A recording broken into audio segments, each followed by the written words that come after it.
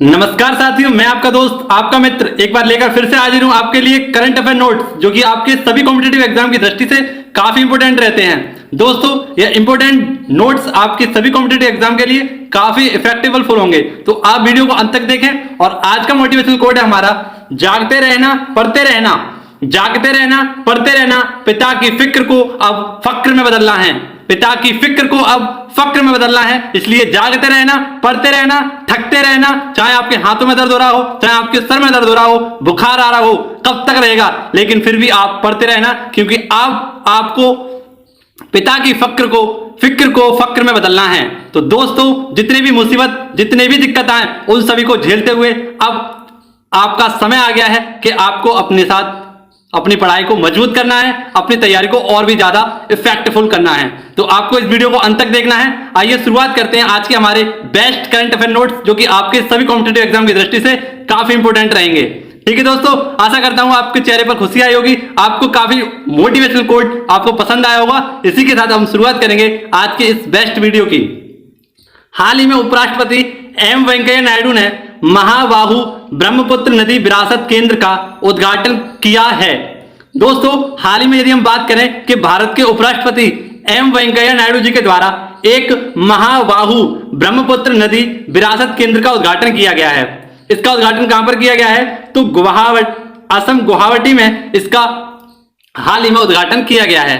अब हम बात करें कि महाबाहु ब्रह्मपुत्र नदी विरासत क्या है, तो यह क्या है? उन लोगों का निवास है जब हमारा देश ब्रिटिश के उपनिवेश था, जब हमारा देश भारत ब्रिटिशों का उपनिवेश था, तो उन्हीं का एक केंद्र था, यानी उन्हीं का एक निवास स्थान था जिसका नाम था कामरूप साम्राज्य। ठीक है, यानी हम बात करें कि असम का पुराना नाम क्या था, तो कामरूप साम्राज्य असम का पुराना नाम था। और इसी को अब क्या बना दिया गया है? तो ब्रह्मपुत्र नदी विरासत केंद्र बना दिया गया है, जिसका उद्घाटन उपराष्ट्रपति एम वेंकैया नायडू जी के द्वारा किया गया है। किसके द्वारा किया गया यह कार्य? तो यहां के मुख्यमंत्री हेमंत बिस्वा जो हाल ही में नियुक्त किए गए हैं, इनके द्वारा यह महत्वपूर्ण कार्य किया गया है। दोस्तों, अगर हम बात करें असम की, तो असम से संबंधित कुछ स्पेशल फैक्ट आपके लिए काफी इंपोर्टेंट रहेंगे।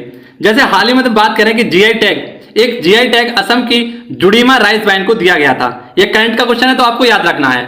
इसी के साथ हम देखें कि तिब्बत में ब्रह्मपुत्र नदी को क्या कहा जाता है, तो तिब्बत में हम बात करें ब्रह्मपुत्र नदी को सांगपो नदी के नाम से जाना जाता है। बांग्लादेश में गंगा नदी को क्या कहा जाता है? तो जमुना कहा जाता है। तो ये कुछ इंपोर्टेंट फैक्ट थे जो कि आपकी परीक्षा की दृष्टि से इंपोर्टेंट रहेंगे, इन्हें आप नोट डाउन अवश्य करें। अब मैं आपको एक ऐसे क्वेश्चन की ओर ले चलूंगा जो आपके लिए काफी इंपोर्टेंट है और सीधा सीधा आपकी परीक्षा में पूछा जाएगा।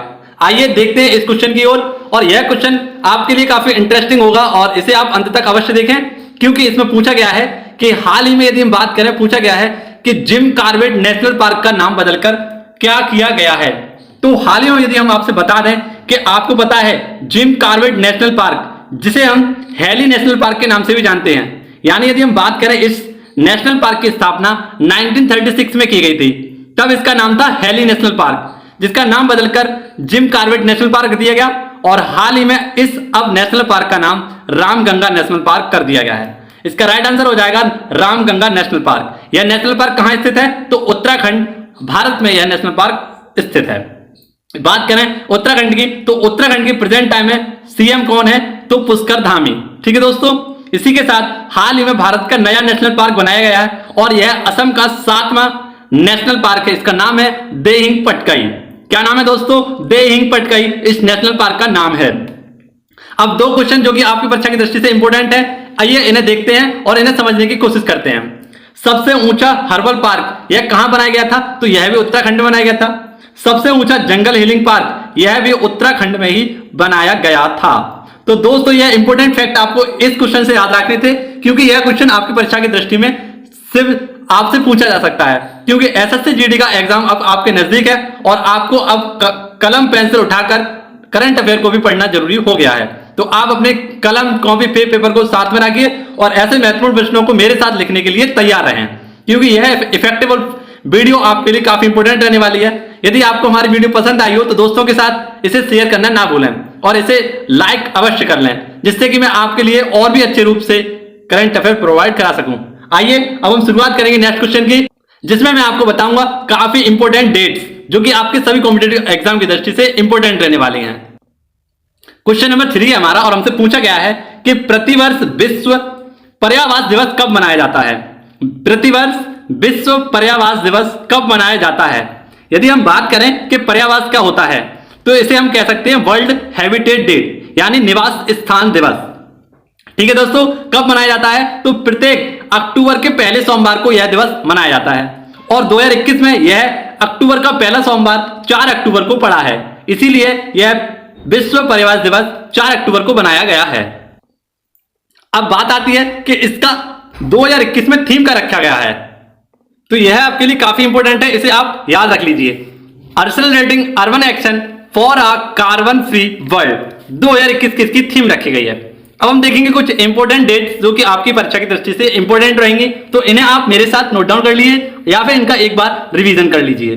विश्व वन्य जीव दिवस यह प्रत्येक 3 मार्च को बनाया जाता है। विश्व जैव विविधता दिवस यह 22 मार्च को बनाया जाता है। विश्व हाथी दिवस और युवा दिवस यह प्रत्येक 12 अगस्त को बनाया जाता है। तो ये इंपॉर्टेंट फैक्ट के साथ आपको इस क्वेश्चन को याद रखना है, यह आपके लिए इंपॉर्टेंट रहने वाला है और आपकी तैयारी को और भी ज्यादा मजबूत करने वाला है। अब हम शुरुआत करेंगे एक ऐसे क्वेश्चन की जिसको आप इंपॉर्टेंट टिक करिएगा और इसे आप जरूर समझने की कोशिश करिए। क्वेश्चन नंबर 4 यह आपके परीक्षा की दृष्टि से इंपॉर्टेंट है, इसे हम इंपॉर्टेंट टिक करेंगे क्योंकि यह हमारी परीक्षा में सीधा सीधा पूछे जाने वाला है। तो आइए परीक्षा को और भी ज्यादा मजबूत करते हैं और इस क्वेश्चन को हम पूरा देखते हैं। क्वेश्चन में पूछा गया है कि आजादी @75 नया शहरी भारत शहरी परिदृश्य से बदलाव सह एक्सपो का उद्घाटन कहां किया गया है। तो हाल ही में यदि हम बात करें वन लाइनर में कि आजादी यह प्रोग्राम कहां पर स्टार्ट किया गया है या इसका पहली बार आयोजन कहां किया गया है। इसका उद्घाटन हम बात करें तो लखनऊ में किया गया है।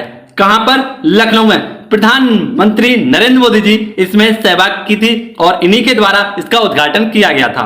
वर्ष 2021 में इसकी थीम रखी गई है नया शहरी भारत। नया शहरी भारत यानी न्यू अर्बन इंडिया इसकी थीम रखी गई है। इस आजादी @75 का मतलब क्या है तो इसमें 75 शहरी परियोजनाएं जिनमें शामिल है अमृत मिशन और स्मार्ट सिटी मिशन, ये दोनों इस परियोजना में शामिल है। इसी के साथ इस उद्घाटन समारोह में 75 इलेक्ट्रिक बस जो फेम योजना का एक हिस्सा है इनको भी लॉन्च किया गया था। ठीक है दोस्तों, और इन्हीं को बढ़ाने के लिए इस सह एक्सपो का उद्घाटन किया गया है। अब हम देखते हैं 3 इंपोर्टेंट लंदन टॉप प्रश्न जो कि आपकी परीक्षा के लिए इंपोर्टेंट है और करंट अफेयर से संबंधित है।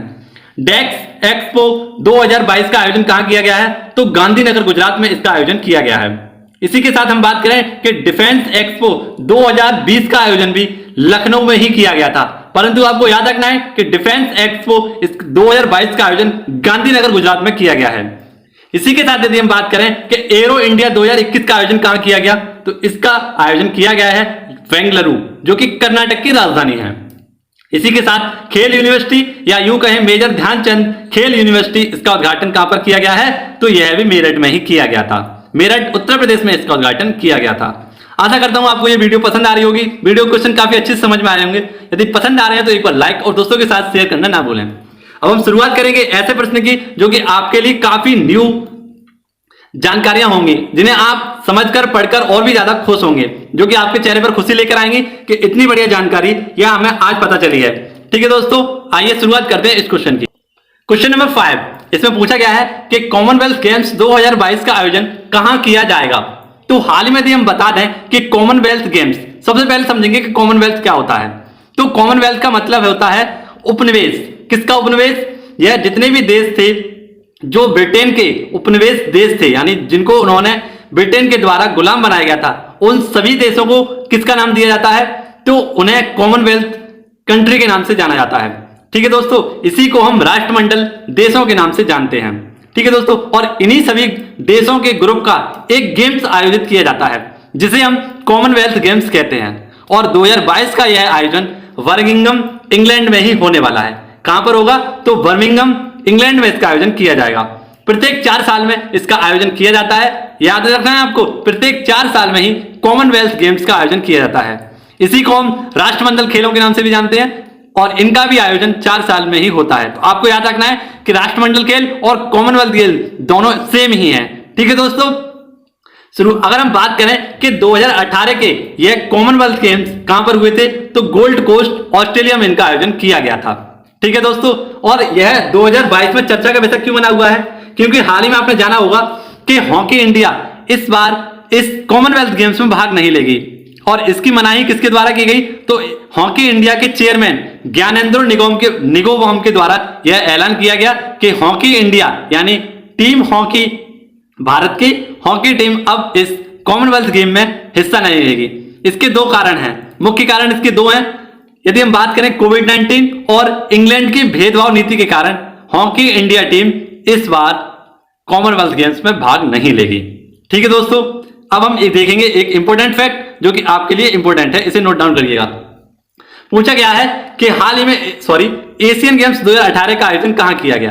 तो एशियन गेम्स 2018 का आयोजन किया गया था जकार्ता, इंडोनेशिया में। ठीक है दोस्तों, इंडोनेशिया की जकार्ता राजधानी में इसका आयोजन किया गया था, इन्हें याद रखना है।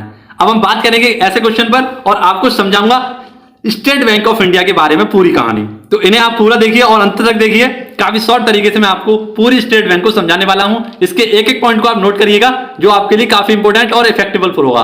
आइए शुरुआत करते हैं क्वेश्चन नंबर 6 की। हाल ही में किस बैंक ने भारतीय नौसेना के सम्मान में एक ई कार्ड नेव ई कैश को लॉन्च किया है?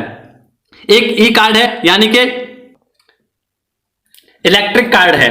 ठीक है दोस्तों, और इसे लॉन्च किया गया है एसबीआई यानी स्टेट बैंक ऑफ इंडिया के द्वारा इसे लॉन्च किया गया है। ई कार्ड या नेव कैश ई कार्ड यह क्या है? तो आपने देखा होगा कि जब कैश बहुत दिनों तक नौसेना के पास रहता है तो उसे संभालने में काफी दिक्कत आती है। इसी दिक्कत को दूर करने के लिए इस नेव ई कार्ड का लॉन्चिंग की गई है। किसके द्वारा? एसबीआई के द्वारा इसे बनाया गया है। आप देख सकते हैं कुछ इस प्रकार का है और इसमें आपको देख सकते हैं एक जहाज बन रहा है। इस जहाज को कहा गया है आईएनएस छपा हुआ है। अगर हम बात करें state bank of India, state bank आप देख सकते हैं कि इसकी स्थापना कैसे हुई थी। तो सबसे पहले एक बैंक ऑफ कलकत्ता की स्थापना की गई थी 1806 में। इसके बाद बैंक ऑफ बॉम्बे की स्थापना की गई थी 1843 में। इसी के बाद 1860 में की गई थी बैंक ऑफ मद्रास की स्थापना। Bank of Calcutta, bank of Bombay, bank of Madras, इन तीनों बैंकों का विलय करके एक बैंक बनाई गई जिसका नाम था इंपीरियल बैंक। और यह इंपीरियल बैंक कब बनी थी? तो 1921 में इंपीरियल बैंक को बनाया गया था और इसी इंपीरियल बैंक का राष्ट्रीयकरण करके 1955 में इस बैंक का नाम स्टेट बैंक ऑफ इंडिया रख दिया गया। ठीक है दोस्तों, और इसके प्रथम बार हेड बनाए गए हैं, सॉरी प्रथम बार नहीं, इसके प्रेजेंट टाइम में हेड है दिनेश खारा। जी हाँ दोस्तों, प्रेजेंट टाइम में इसके हेड कौन है? तो दिनेश खारा। इसको आपको याद रखना है।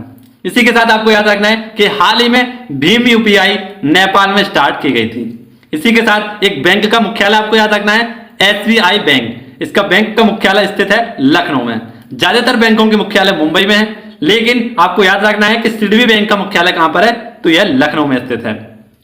रख हौसला व मंजर भी आएंगे, प्यासे के पास चल समंदर भी आएगा, थक्कर न बैठ ए मंजिल के मुसाफिर, मंजिल भी मिलेगी और मिलने का मजा भी आएगा। तो गांडीव अपने साथ में रखिए और लिखना शुरू कर दीजिए मेरे साथ नेक्स्ट क्वेश्चन जो कि आपके लिए और भी ज्यादा इंपॉर्टेंट और इफेक्टिव है। क्वेश्चन नंबर 7 पूछा गया है कि हाल ही में भारतीय भारोत्तोलन महासंघ यानी इंडिया वेट लिफ्टिंग फेडरेशन का अध्यक्ष किसे चुना गया है? तो हाल ही में इंडिया वेट लिफ्टिंग फेडरेशन यानी भारोत्तोलन महासंघ के नए अध्यक्ष को चुना गया है और इनका नाम है सहदेव यादव। यह 4 वर्ष के लिए चुने गए हैं। और दोस्तों आपको याद रखना है, काफी इंपॉर्टेंट क्वेश्चन है, आपसे पूछा जाएगा कि इंडिया वेट लिफ्टिंग फेडरेशन के अध्यक्ष कौन है? तो वह सहदेव यादव जी हैं। ठीक है दोस्तों, अब हम बात करेंगे कुछ इंपॉर्टेंट फैक्टों पर। देख सकते हैं आप पसीना टपक रहा है बहुत ही अच्छे तरीके से। तो यह क्वेश्चन बनने वाला है। क्वेश्चन है हमारा अंतरराष्ट्रीय ओलंपिक समिति। यदि बात करें अंतरराष्ट्रीय ओलंपिक समिति, इसकी स्थापना 23 जून 1894 को की गई थी और इसका हेडक्वार्टर स्थित है ल्यूसान स्विट्जरलैंड में और प्रेजेंट टाइम में इसके हेड है थॉमस बॉक। ठीक है दोस्तों, प्रेजेंट टाइम में इसके हेड कौन है? थॉमस बॉक। भारतीय ओलंपिक संघ की बात करें तो प्रेजेंट टाइम में इसके हेड है नरेंद्र बत्रा जी। कबड्डी किंग के नाम से किसे जाना जाता है? तो जनार्दन गहलोत को कबड्डी किंग के नाम से जाना जाता है। और प्रो कबड्डी जो आप देखते होंगे, इसका आयोजन भी किसने शुरू किया है? तो जनार्दन गहलोत जी के द्वारा ही इसे भी शुरुआत की गई है। नेक्स्ट क्वेश्चन में देखेंगे एक बहुत ही ज्यादा इंपॉर्टेंट योजना जो सभी मेरी बहनों के लिए काफी इंपॉर्टेंट रहने वाली है और यह उत्तर प्रदेश सरकार को ऐसी एक योजना चलानी चाहिए। दोस्तों यदि हम बात करें कि माफ करिएगा दोस्तों, क्वेश्चन है हमारा कि किस राज्य सरकार ने किशोर छात्राओं के लिए स्वच्छ कार्यक्रम की शुरुआत की है। किस कार्यक्रम की? तो स्वच्छ कार्यक्रम। यह आपसे सीधा सीधा पूछा जाएगा कि स्वच्छ कार्यक्रम किसके द्वारा? तो यह हाल ही में आंध्र प्रदेश के द्वारा शुरू किया गया है और यहाँ के मुख्यमंत्री वाई.एस. जगनमोहन रेड्डी के द्वारा यह एक बहुत ही अनोखी और अच्छी, जो कि काफी हेल्पफुल होगी, यह यहाँ के मुख्यमंत्री वाई.एस. जगनमोहन रेड्डी के द्वारा स्टार्ट की गई है। यह यहाँ की जितनी भी छात्राएं हैं, किशोर छात्राएं हैं, उन सभी बहनों के लिए काफी अच्छी योजना है, कार्यक्रम है। और इस कार्यक्रम के तहत क्या होगा? तो जितनी भी सरकारी और प्राइवेट कॉलेज में पढ़ने वाले किशोर छात्राएं हैं, इन सभी को गुणवत्तापूर्ण सैनिटरी नैपकिन यानी कि पैड प्रदान किए जाएंगे। यानी जितने भी पीरियड प्रोडक्ट्स होते हैं उन सभी को इस स्वच्छ कार्यक्रम के तहत प्रदान किए जाएंगे। लगभग इसमें 120 पैड एक वर्ष में एक छात्रा को दिए जाएंगे। ठीक है दोस्तों, इस कार्यक्रम के तहत किसके अनुसार? तो यह वहां के मुख्यमंत्री वाई.एस. जगनमोहन रेड्डी के द्वारा यह प्रोग्राम लॉन्च किया गया है और आंध्र प्रदेश सरकार से यह संबंधित है। हाल ही में ये बात करें कि बेस्ट मुख्यमंत्री का अवार्ड, स्कॉच अवार्ड, यह भी यहाँ के मुख्यमंत्री वाई.एस. जगनमोहन रेड्डी को ही मिला है। बात करें आंध्र प्रदेश की, तो आंध्र प्रदेश अमरावती हाईकोर्ट भारत का सबसे नया हाईकोर्ट है। यह भाषाई आधार पर बनने वाला प्रथम राज्य है जिसका नाम है आंध्र प्रदेश। ठीक है दोस्तों, 1 अक्टूबर 1953 को यह पहली बार नया भाषाई आधार पर बनने वाला पहला राज्य था। इसी के साथ हम देखेंगे शून्य अभियान, यह नीति आयोग के द्वारा लॉन्च किया गया है और इलेक्ट्रिक वाहन को यानी इलेक्ट्रिक व्हीकल को बढ़ावा देने के लिए इसे हाल ही में लॉन्च किया गया था। अब हम देखेंगे आज का हमारा क्वेश्चन नंबर 9 और यह क्वेश्चन नंबर 9 आपके लिए इंपॉर्टेंट रहने वाला है, तो इसे भी आप पूरा देखिए, इंपॉर्टेंट क्वेश्चन है। आइए शुरुआत करते हैं इस क्वेश्चन की। क्वेश्चन नंबर 9, चर्चा में रहा हेलीबॉर्न सर्वे तकनीक का क्या संबंध है? तो हाल ही में बात करें कि हेलीबॉर्न सर्वे तकनीक यह संबंधित है जल प्रबंधन से, यानी कि जल शक्ति मंत्रालय के द्वारा हाल ही में हेलीबॉर्न सर्वे तकनीक का उपयोग किया गया। और जल शक्ति मंत्रालय की बात करें तो इसके प्रेजेंट टाइम में मंत्री हैं गजेंद्र सिंह शेखावत। यह हेलीबॉर्न सर्वे क्या है? तो यह 500 मीटर जमीन के नीचे जाकर क्या करेगी? तो एक 3D फोटो लेगी और इस फोटो में क्या होगा? तो इस फोटो के माध्यम से पता किया जाएगा कि पृथ्वी के अंदर या जमीन के नीचे कितना गुणवत्तापूर्ण जल है, उसकी मात्रा क्या है और उसका स्तर क्या है। इस सभी का अनुमान इस 3D फोटो के तहत लगाया जाएगा और इसी 3D फोटो सर्वे का नाम रखा गया है हेलीबॉर्न सर्वे। तो यह सीधा सीधा आपसे पूछा जाएगा और यह इंपॉर्टेंट क्वेश्चन यूपीएससी के लिए काफी इंपॉर्टेंट है। तो जितने भी छात्र मेरे भाई दोस्त सखा बंधु हैं और यूपीएससी की तैयारी कर रहे हैं तो इस क्वेश्चन को अच्छी तरीके से देख लीजिए, क्योंकि हेलीबॉर्न सर्वे तकनीक यह आपकी परीक्षा में क्वेश्चन पूछा जा सकता है। ठीक है दोस्तों, अगर आप इस वीडियो को अंत तक देख रहे हैं तो यह बात मेरी मानना और इस क्वेश्चन को आप बहुत ही अच्छे से तैयार करना, क्योंकि यह क्वेश्चन आपका सीधा सीधा पूछा जा सकता है। अब हम देखेंगे कजरी। काजरी यह क्या है? तो central arid zone research industry इसकी फुल फॉर्म है। ठीक है दोस्तों, काजरी। और आपको पता है कि जल जीवन मिशन 2019 में लॉन्च किया गया था और हाल ही में जल जीवन मिशन यह लॉन्च एक ऐप भी किया गया है 2021 में। तो ये दोनों इंपॉर्टेंट फैक्ट आपको देखने हैं। अब हम बात करेंगे नोबेल अवार्ड की। नोबेल अवार्ड में आपको जितने भी अब तक दिए जा चुके हैं, जिसमें रासायनिक विज्ञान, भौतिक विज्ञान और चिकित्सा के क्षेत्र में इन तीनों पुरस्कारों का घोषणा कर दी गई है। तो इन सभी को मैं आपको बताने वाला हूं और आप इसको एक बार लिख लीजिए, नोट डाउन कर लीजिए। क्वेश्चन नंबर 10 काफी इंपॉर्टेंट क्वेश्चन है, सीधा सीधा आपके क्वेश्चन परीक्षा में बनने वाला है, तो इसे आप जरूर देख लीजिए। क्वेश्चन है, पूछा गया है कि रसायन विज्ञान नोबेल पुरस्कार 2021 किसे दिया गया है?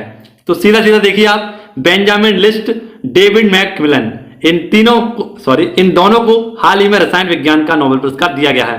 किसे किसे? तो याद करिए, बेंजामिन लिस्ट और डेविड मैकमिलन। बेंजामिन लिस्ट और डेविड मैकमिलन को रसायन विज्ञान नोबेल पुरस्कार 2021 प्रदान किया गया है। इन्हें यह नोबेल पुरस्कार क्यों प्रदान किया गया है? तो आपको पता है केमिस्ट्री में एक कैटलिस्ट होते हैं जिन्हें हम उत्प्रेरक के नाम से जानते हैं। ये पहले 2 प्रकार के होते थे, धातु और एंजाइम, परंतु तीसरे प्रकार के उत्प्रेरक यानी कैस्ट्रोलिट का जो खोज की है वह बेंजामिन लिस्ट और डेविड मैकमिलन इन दोनों ने की है, जिसके लिए इन्हें नोबेल पुरस्कार दिया गया है। और तीसरे जो इन्होंने उत्प्रेरक की खोज की है, इसका नाम है एसिमेट्रिक ऑर्गेनो कैटालिस्ट। क्या नाम है? तो एसिमेट्रिक ऑर्गेनो कैटालिस्ट की इन्होंने खोज की है, जिसके लिए इन्हें 2021 का रसायन विज्ञान के वर्ग में नोबेल पुरस्कार मिला है। अब हम देखेंगे कि 2020 में नोबेल पुरस्कार किसे किसे मिला था। तो यह 3 लोगों को मिला था। एक कारपेंट्रियर जेनिफर डुन्ना, 2 लोगों को दिया गया था, कारपेंट्रियर और जेनिफर डोडना को यह रसायन विज्ञान का क्या दिया गया था, तो नोबेल पुरस्कार दिया गया है। अब हम देखेंगे 2021 के भौतिक का नोबेल पुरस्कार किसे किसे दिया गया है, तो मनावे, हैसलमैन और पारसी को यह 2021 का नोबेल पुरस्कार दिया गया है। वहीं पर चिकित्सा का देखेंगे तो डेविड जूलियस और अर्डिम पटपोटियन इनके नाम काफी अजीब गरीब हैं, ये दोनों यूएसए के ही हैं, आपको याद रखना है। ठीक है दोस्तों, अब हम बात करेंगे आज के फूल पत्ती वाले क्वेश्चन की, जिसका आंसर आपने बिल्कुल ही सही दिया था। आइए इसका आंसर पता करते हैं और देखते हैं इसका राइट आंसर क्या रहेगा। पूछा गया है हमसे कि वर्ष 2021 के लिए ब्रिक्स देशों का वार्षिक शिखर सम्मेलन किस देश में आयोजित होना है, तो इसका राइट आंसर हो जाएगा इंडिया। इंडिया में 2021 का जो ब्रिक्स का वार्षिक शिखर सम्मेलन है यह इंडिया में प्रस्तावित है। तो दोस्तों आज के हमारे सभी क्वेश्चन समाप्त होते हैं। यदि आपको हमारी वीडियो पसंद आई हो तो इसे लाइक करना और दोस्तों के साथ शेयर करना ना भूलें। यदि आपने अभी तक हमारे टेलीग्राम चैनल मनमोहन क्लासेस को ज्वाइन नहीं किया है, जहां पर आपको मिलने वाला है पूरा का पूरा 1 साल के करंट अफेयर नोट्स का भंडारा, तो आप जल्दी से जाकर हमारे टेलीग्राम चैनल मनमोहन क्लासेस को ज्वाइन कर लीजिए, जिसकी लिंक मैंने आपको डिस्क्रिप्शन बॉक्स में रख दी है। तो जाकर जल्दी से उस चैनल को ज्वाइन कर लीजिए, जो कि आपके लिए काफी इंपॉर्टेंट और हेल्पफुल रहने वाले हैं करंट अफेयर नोट्स। तो आइए हम विदा लेते हैं आज की क्लास की वीडियो के। इसी के साथ आपसे मिलेंगे नेक्स्ट वीडियो में, तब तक के लिए घर पर रहें, सुरक्षित रहें। जय हिंद, जय भारत।